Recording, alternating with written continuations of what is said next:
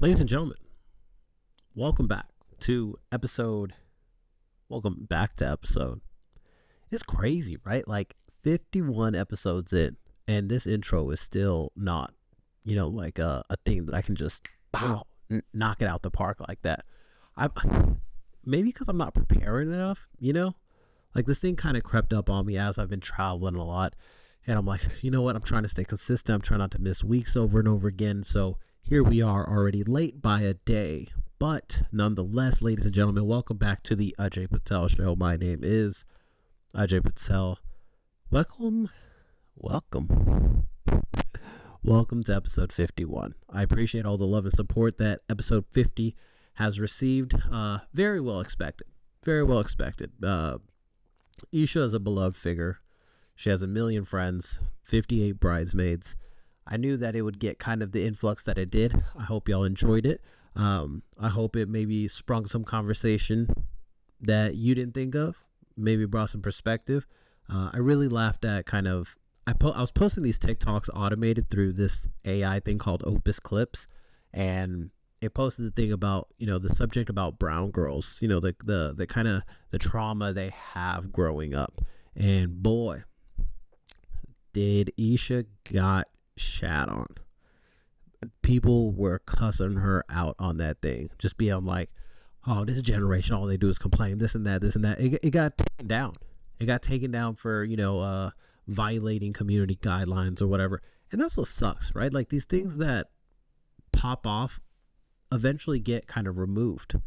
So then you end up either having a TikTok that has like 20 likes, or it'll break 100, and then it might get taken down.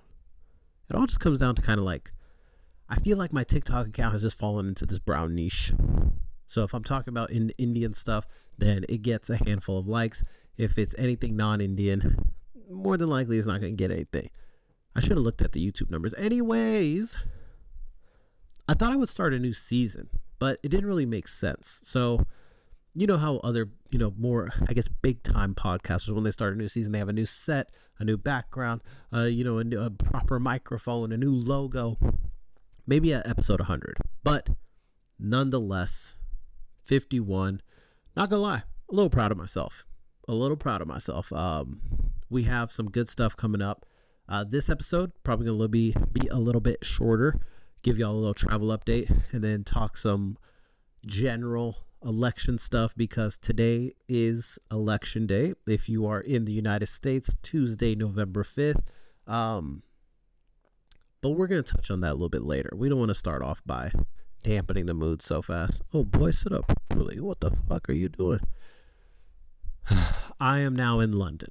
I just got back from India, and what a trip for real.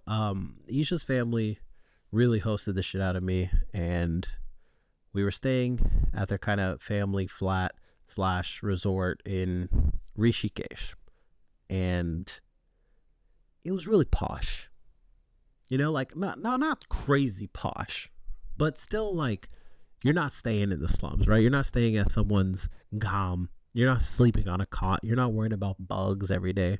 Like it's the nicest you can kind of live outside of like a 5-star hotel. But I wrote down a couple points that I want to make sure I cover, starting with Happy Diwali. I completely forgot to mention that in previous episode and previous show notes. It was pretty cool getting to spend Diwali there in the motherland. Bought some fireworks off the street. You see the kind of busyness around it. People are buying outfits, doing all these things because, this is for Indians, this is their New Year's, this is their Christmas, this is the all in all one holiday to make sure you go hard at for a 4-day, 5-day stretch. And all you hear for that 4-day, 5-day stretch is fireworks left and right. And then they sound like goddamn bombs, bro. But it was super cool being in the motherland, where you feel more inclined to be in touch with the culture, the religion, be in touch with it, learn about it, see more of it, speak the language more, while at the same time, it's temporary. Like My appreciation for it was heightened. But in the back of my head, I knew as soon as I leave this place, as soon as I step foot in another country, that desire is going to get thrown out the window, which kind of sucks. But it makes sense, right? When you're around a certain energy, culture, lifestyle, if there's the slightest bit of you that's like, damn, like I do want to learn more. I do want to, be able to fit into this. This is my quote unquote roots. But it's tough. It's tough. As soon as you get back to that Western world and you pick right back up on your old lifestyle, you go back to speaking English. You're not trying to speak Hindi every day. You're not trying to speak Gujarati at all. What are you supposed to do? This has always been one of my gripes with kind of this older generation, where it's like, oh, you guys have lost touch with your roots. You guys have lost touch with everything Indian. You guys don't do the prayers. You guys don't know the shlokas. You guys don't know the language. You guys don't dress properly. And it pisses me off because y'all did this. Y'all did this. I'm not blaming y'all. But what did you expect to happen? You move over to a Western world to hopefully have people become doctors, engineers. You probably didn't have data analyst in mind, right? But some of those prime titles, a lawyer, whatever it is, that comes with a price. You don't just get that for free. That comes with molding into an American culture. You're not going to school with a bunch of Indian kids. You're not going to school and you're speaking Gujarati in class. You're not going to school and learning about Hinduism. You're going to school and learning about slavery. Learning about how Christmas came to be. You're learning about the first Thanksgiving. This is the stuff you're learning about. And of course, it becomes natural. Your English becomes almost damn near perfect. You can quote MLA format. You can cite notations. You can make sure you put commas after this word and that word and make sure you abbreviate things correctly. Use the proper they, their, all of this stuff. And so it's always been my biggest gripe. But going back to the India piece, focusing on Diwali, I do have a greater appreciation for it now. Growing up, I knew my mom celebrated it. I knew we would go through 4 days of certain things. The house would get decorated, and I knew she cared about it. But in our household, it always felt like Christmas was this bigger thing. Christmas was the thing to focus on. All the energy went into this. And only in recent years have I been like, damn, you know what? Like, I'm pretty sure my mom cares about this a lot. And, being in India, I was like, she'd really like it here. This is pretty cool. Just being around people, around energy that all care about this date. It's helpful. Whereas in America, companies don't even send you an email about this shit. I said this literally a year ago, where I get emails for Happy Juneteenth left and right. Happy Juneteenth. Oh my gosh. You know what? This is when black people, this is when this happened. This is when Christopher Columbus, this is when indigenous people. I don't get a damn thing about Diwali. So it's hard to feel the importance, the size, just the festivity of the day. So it was really cool having that there. On to the next topic, which is my people. My people.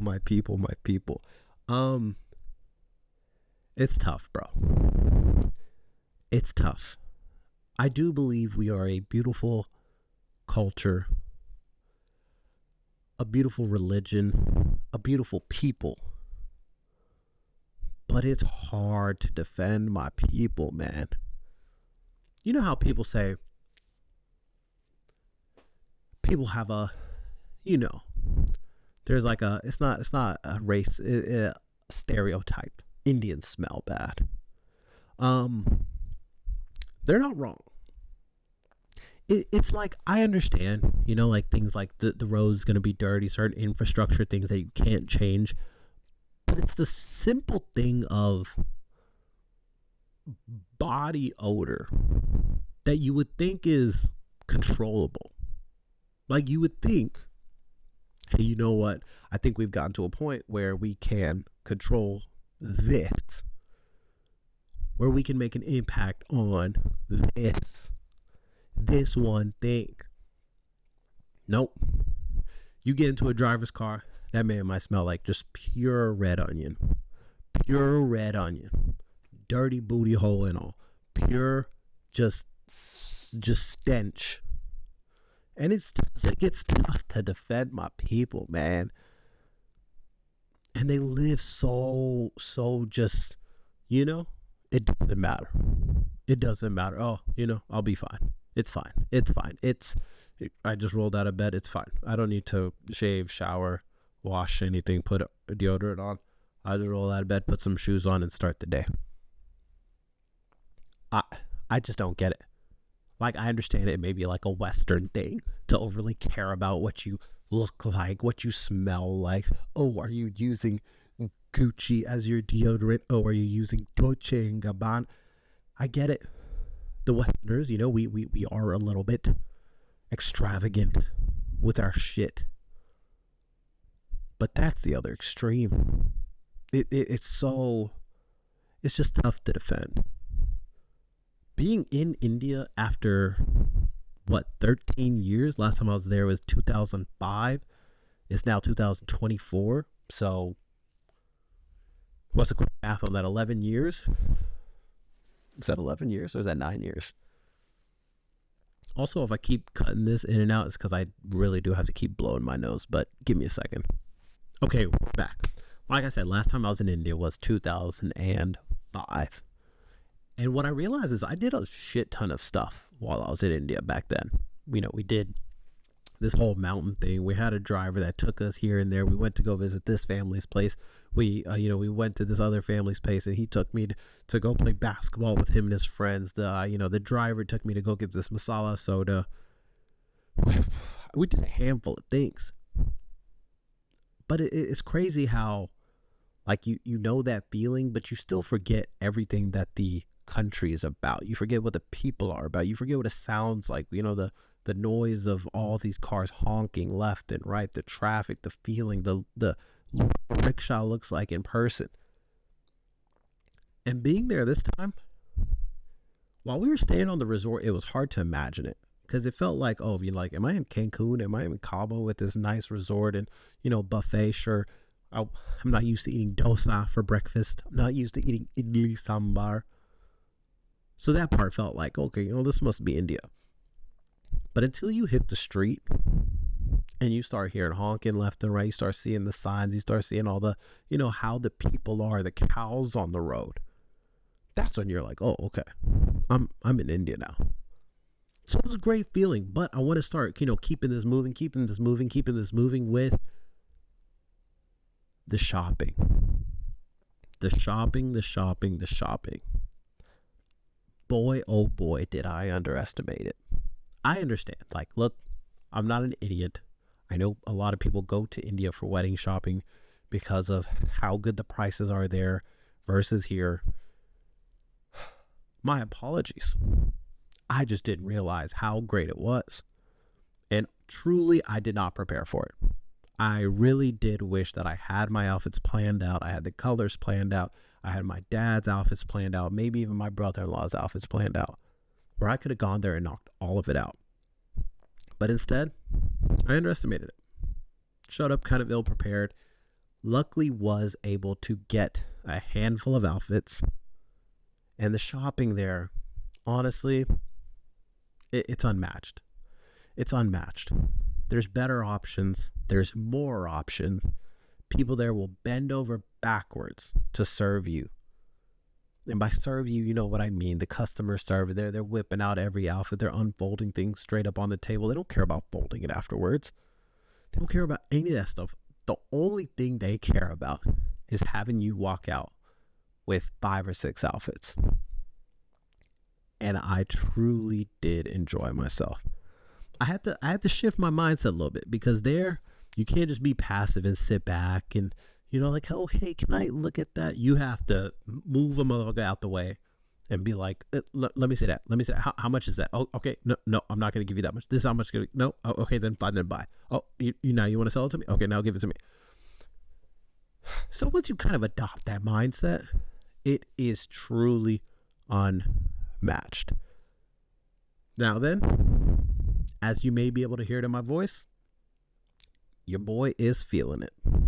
Now, I definitely am sick. I'm definitely sick. My body's in pain. I've had like this nasal kind of congestion going on. My nose is running left and right. Now, I didn't get sick. I didn't get the runs. Didn't happen. Was kind of wishing it did happen. Because on that second note, your boy is starting to put on some weight. And with the wedding slowly creeping up, starting to get a little scared. I've always maintained a certain kind of threshold, right? I've either been almost at the point of no return, for me personally, mindset, or I've been all right. Or I've been, like, hey, you know what? Things are going pretty good right now. I can run a mile under 10 minutes. I can lift this amount of weight. I can do that. I can do this. I feel fit. But right now, I'm kind of creeping. I'm borderline creeping in that danger territory. It's just, you're just eating. You're not really working out much. Especially in India, everything is carb heavy. You're having roti rice and some sabji. Breakfast, you're having 5 naans, two orders of pav bhaji, idli, sambar, kachoris, you name it. And then they got donuts out there. It's getting bad.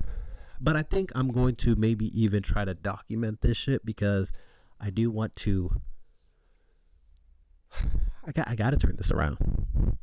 I got to turn this around. I'm not going into a wedding looking and feeling like this. Like, you feel it.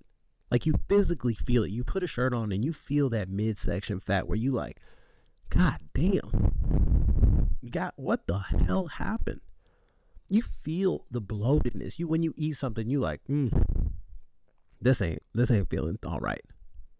When you're sleeping and you're snoring and you can't breathe straight, you feel this shit. So to close out that bit of me getting fat, and I get it. Some of y'all like, you skinny, yada, yada. Y'all, I'm skinny in y'all's eyes. I know what I see in the mirror. And I'm like, God damn. You fat mother. What happened? I know I'm not the only dude that does this. The only difference is I don't continue to wear these medium ass shirts. That's the only difference between me and some of you fellas. You don't wear medium anymore. I don't have the Express ambassadorship anymore, the sponsorship, so I can't, push for that anymore. But as a guy, you see yourself in the mirror and you're like, yeah, things aren't going too great right now. And your boys see it too. Your girl sees it. Everyone sees it. So as much as you think like, I look fine, as soon as it creeps in your mind, I'm telling you, everyone else does see it. All that to say, I am now in London. I'm in London for work for the week. And it feels pretty funny because I'm here while the election is popping off. So today is election day. I don't know if I said that in this attempt at recording. Today's election day. And so I'm going to talk a little bit more about my travels. Actually, I really don't have that much to talk about in my travels. I'm in London for this week. I'm really trying to focus on mainly catching up on work stuff, getting my invite list a little bit more solidified and more put together, understand who I'm inviting to what events, start planning dances. You know what I'm saying? I start planning all this shit. There's a wedding coming up in like 3 months. You got to get on this horse. And as someone that is a big procrastinator, I am just trying my best to stay afloat. So I'm trying to be a little bit more active. Active. You come back from work, work on the wedding stuff for 2 hours. Just work on shit you need to do for 2 hours. And with holidays coming up, there's going to be more distractions. There's more events. There's things that you just got to start saying no to, because there's quite literally not enough time before the day of. And if you start, see, now I got this siren in the background. Can y'all hear that? Is it showing up on here? Anyways, quick reflections on episode 50. I apologize that my mic volume was a little bit off compared to Isha's mic volume. It's my bad. It's just my bad. I readjusted audio levels. I think there were some points where I was high and then she was low, and then I was low and she was high. My bad. I hope y'all enjoyed that episode. I hope y'all enjoyed the bonus episode. At the end of this episode, I'll tell you who we have next week. But let's get into kind of the main thing, because I do want to bring this to a close relatively quickly. Two things, actually. One, we talked about Shohei Ohtani on this show. Shohei Ohtani, baseball player, got paid like a gajillion dollars, signed to the Los Angeles Dodgers, which is a baseball team. They won the World Series. Truly, didn't watch a single game. Did not watch a single game. But it's good to see the ridiculous amount of money pay off in an athlete. I think it's very rare we see when, a player gets a super ridiculous contract like this and then it works out. I think last time we saw it is when, the Miami Big Three was formed, and in the first year it didn't work out, but then in the subsequent 2 years, they got the championships. Tom Brady goes to the Tampa Bay Buccaneers. They get a championship. LeBron goes to LA. They get a championship. Damn, never mind. This shit happens a lot. Drop this topic. Just cut this out, maybe. Today's election day. And as y'all know,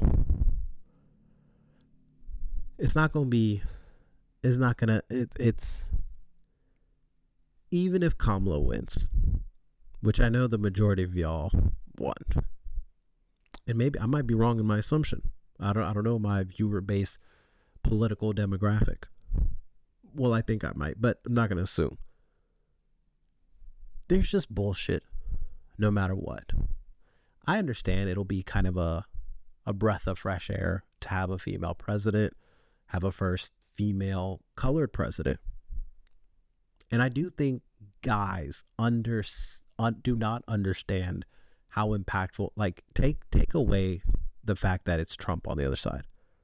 Let's say it was a sane white man, a white man that people didn't think was ridiculous or, a pedophile and all that stuff. I don't think dudes understand how impactful it is to have a lady president, to have a female president. Because as dudes, you grow up and you see dudes in any profession that you kind of want to be in. Oh, I want to be the president. Oh, I want to be this. Oh, I want to be this CEO. I want to do this. I want to be a basketball player. You see all these things. And so you can imagine yourself as aspiring to be that. Whereas if you were a little girl, right, going back to some of that trauma stuff we were talking about last week, there was a lot of kind of narrowed view around these things.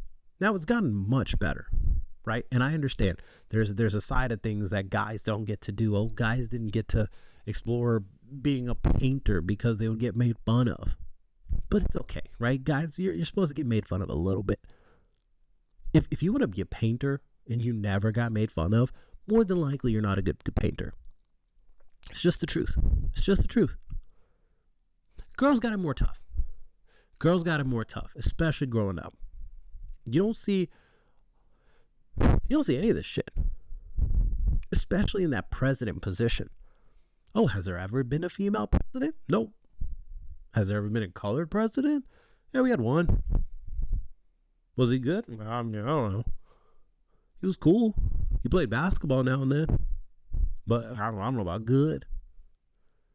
So having a female president, even though I don't really care for her, I can see how impactful that can be.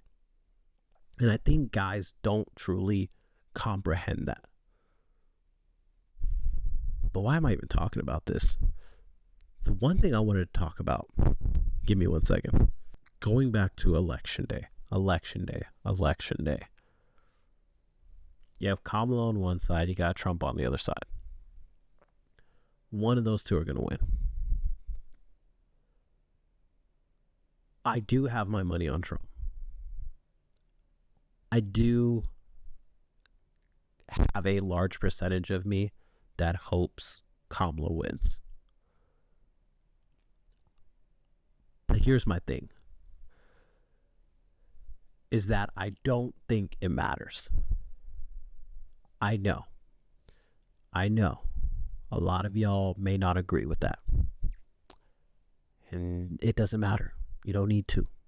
We're not supposed to agree on everything. And that's something we're going to touch on in a little bit. But starting with,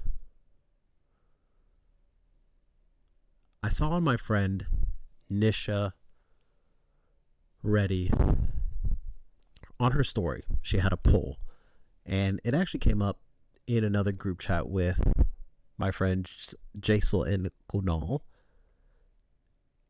Is people that aren't voting, people that do not vote, people that do not fill out a ballot, people that don't go to the polls and submit a ballot, is that a red flag?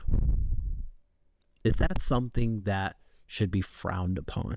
So if you have a friend that is of the age of 18, whatever else the qualifications are, is it an expectation that they should vote?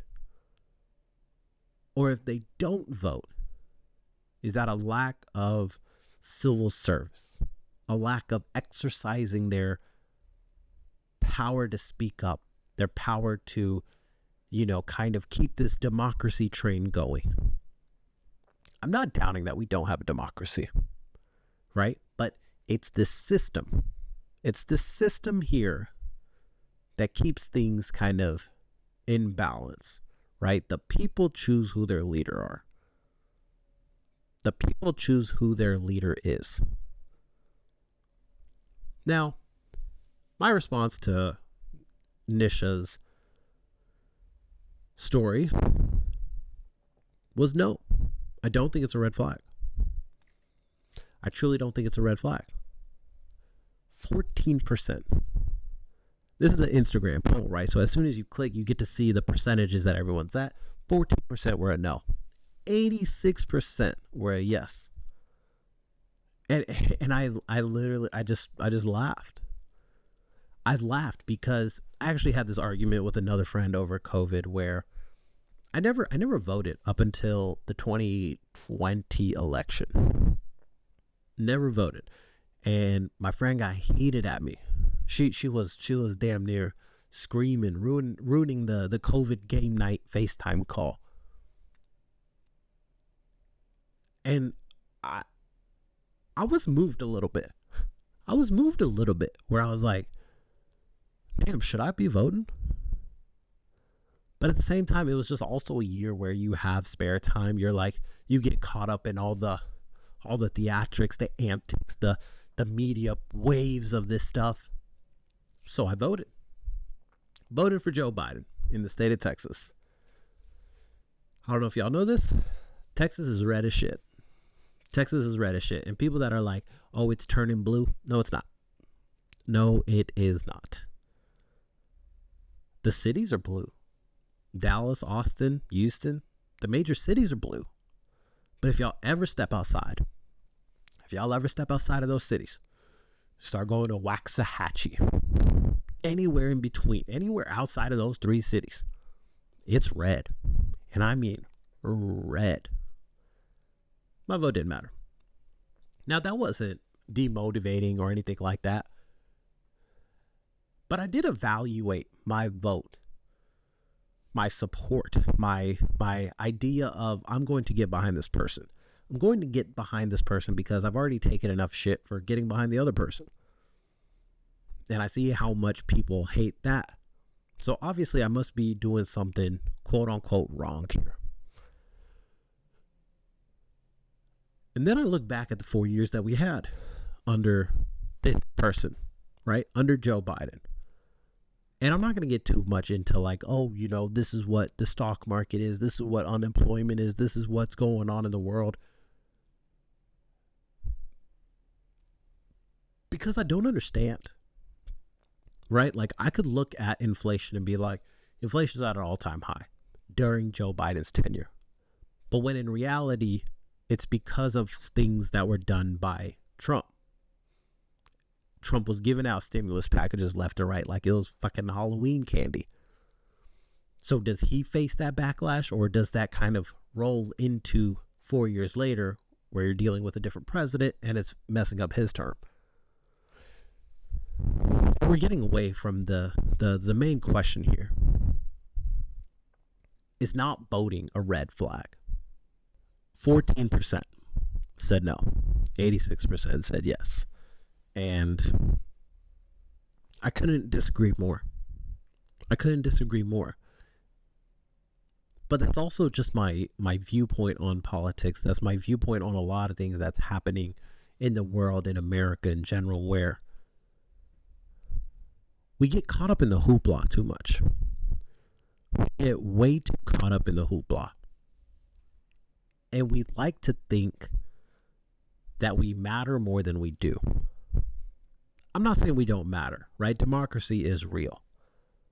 I do think our voice matters.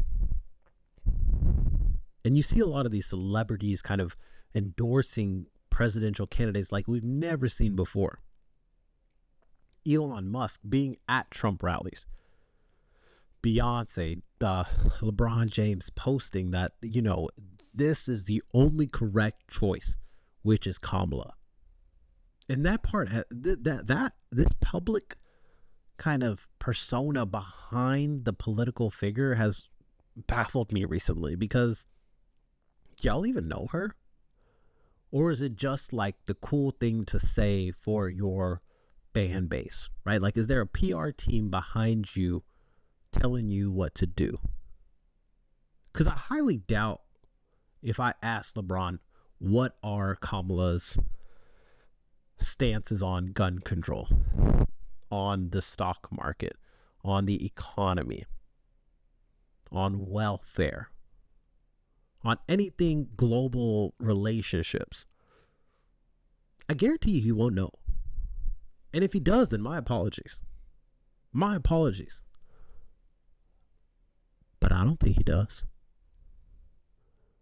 So you see what I'm saying as far as so much of this is just theater. We're supposed to be led to believe that we matter in this political race, that our vote matters. The whole idea of voting, the whole idea of getting people to the polls, go voice, go say what you need to say, go vote for who you think matters. Look at how much marketing is behind that. You think that's not a business within itself? Look at how much money is put behind these campaign trails. Millions, if not billions of dollars are put behind these presidential candidates so they get to go to state, give these rallies, give these concerts. Oh, Megan Thee Stallion's performing? Wow. Oh, I might see Hulk Hogan at the Republican freaking, what's it called, parade? So much of this is just theater. And nothing actually changes. I'm not saying the president doesn't matter, but they don't matter like we think they do.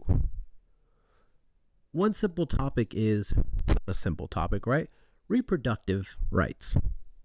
I am someone that has been baffled by the changes that have happened to those reproductive rights that have been taken away. that have been taken away and put into the hands of the government. That absolutely baffles me. I've never understood that. But that's not a red thing. And that's not a blue thing. That's just a thing. It got worse when Trump was president, and it did not get any better. If not, maybe it did get worse while Biden was president. Look at something else like school shootings. It's been bad when there was a red president. It's been bad while there's a blue president. Nothing changes. Nothing actually changes. Every 4 years, these people come around. These people come around, make these promises. Say, I'm going to do this and this and this because these are my beliefs. This is where the country needs to go. And then what actually happens? What actually happens? The only thing the president means is it kind of sets the tone. It just sets the tone. Look at when Obama was president. People were pretty relaxed. Things weren't really changing for the better. Things weren't really changing for the worse. But when you'd see him on TV, you get this sense of being calm. Oh, this guy looks like my friend. He's being nice to me. He's being a political figurehead. He looks like a family man. I feel calm. I feel at ease. Now we move on to Trump. You feel angry. You feel pissed off. You feel like America's a joke. Oh my gosh, all these countries are making fun of us. I'm going to move to Canada. How many people y'all know said that they were going to leave the country and they're still here? It sets the tone for how people are. Now, the one thing that I've hated most about Trump being president is the whole Proud Boys culture. When you get to the point where people think, you know what, I think we can rush the Capitol. That's when it gets too far. That's when it gets a little too far. Where people feel a sense of pride as in they think they're in charge. They think their rebellious group, their coup is something that matters because of the person in charge. We think we matter because he seems like he supports us. Joe Biden becomes president. Everyone calms down. Everyone's happy. Oh, yay. Blue is back. Blue is back. Everything's going to get better. Everyone gets laid off. Not saying it's his fault. Everyone gets laid off. Everyone's finding a job. Everyone's still living their day to day. Everyone's kind of just laughing at this dude falling asleep, falling downstairs, forgetting where he's at a press conference. It's a tough look. It's a bad look. Now you got these two. Now you got Trump again. Now you got Kamala. Now I like the young energy. I don't know how old Kamala is, but I like the young energy. Do I think she'll be a good president? Not really. Not really. But also maybe, you know? I'm okay with kind of Schrodinger boxing her. We're thinking, you know what? This might go better than I think. This might actually work out. I've said it on a previous episode. What if? What if she comes out and she's just like, you know what? Y'all need to get y'all shit together. What if she's actually an Indian mom? Is she a mom? I don't think she is. Anyways. All of this stuff is theater, bro. It's theater. And I understand I may be wrong. I understand you may disagree with me. I understand you may, kind of unsubscribe from the podcast. But stop canceling your friends. Stop canceling people with a different viewpoint that are tired of getting lied to 4 years after 4 years when change doesn't actually happen. And they're seeing things through a completely different lens than you. And you think, oh, you didn't vote? You're out of here. Why aren't you voting? Ask questions. This closed-mindedness, because other people say, oh, if people aren't voting, they're not exercising their God-given right. They shouldn't be in this country if they're not voting. Who says who? Says who, bro? My parents didn't move here to vote. My parents moved here for opportunity for themselves, for opportunity for their kids, for their kids. Nowhere in their life did they think, I'm so glad my kids can vote. It's just not a thing. But we make it this magical thing we can do like it matters. This stuff is a machine. It's a 4-year Super Bowl commercial where all this money is pumped into it. And like I just said, where it's like, what actually happens?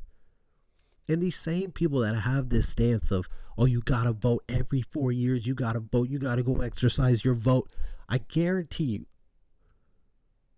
they have no idea what's going on any other level. If that was the case, if there was this whole democracy love, this love for having a vote, then it would reflect on all levels, right? People would know what's happening in their own city council. People would know what's happening at the state level. Just shit, their own fucking county. But people don't know any of that. People don't care about that. Because there's no money behind it. There's no marketing behind it. There's no, oh, you're not getting text messages for the local office. You may know a couple names. You may know Ted Cruz. You may know Gavin Newsom. You don't know anyone else. Sure, you see them on TV once or twice. You have no idea what's going on at any other level. I'm not saying I do. I've told y'all, this shit's too much for me to keep up with. I do think as I get older, I will care more. As I bring kids into this world, I will probably try to partake more in what will affect them. But this whole idea of your vote matters, if you're going to have that stance properly. Have a consistent stance. That's always been my issue with all of this shit. With all of this stuff, that people just aren't consistent in their stance. So to bring this to a close, I repeat again, stop canceling your friends. They're your friends for a reason. Just because they have a different viewpoint than you doesn't mean you need to throw them to the wolves. Hear them out. Maybe try to convince them. And if they don't agree, they don't agree. Why? What's up with this new thing that everyone always got to agree? Oh, you're not voting red? You're out of here. You're not voting blue? You're out of here. What? Oh, you didn't buy a house by the time you were 25? You're behind. You're dumb. You're an idiot. I don't understand anymore. I don't think not voting is a red flag. It's just what you do. That would be one thing, right? It'd be one thing if you were fucking pushing it and you were like, you know what? I think what's happening in Israel and Palestine is good. It's like, what? Bro, people are dying. People are dying. Well, if you don't vote for Kamala, more people are going to die. Says fucking who? Says who? What? Nobody knows this. Nobody knows this stuff. If I was just strictly going off of data, people weren't dying in Israel when Homeboy was president, and now they are when this dude's president. Is it going to change when she comes in? No. What if Trump wins? Probably still no. And that's what I'm trying to say, is that the president is only good for setting the tone. When it comes to policy, actual change, there's so many actual loopholes. There's so many systems in place that are archaic and things don't actually change.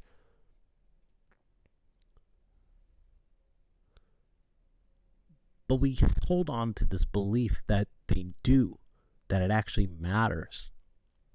Why do you think we don't have an actual intellect running for president? Because they know. They know that my money's not going to do anything here. My power can't do anything here. There's all these checks and balances in place, and I'm not saying that there shouldn't be, right?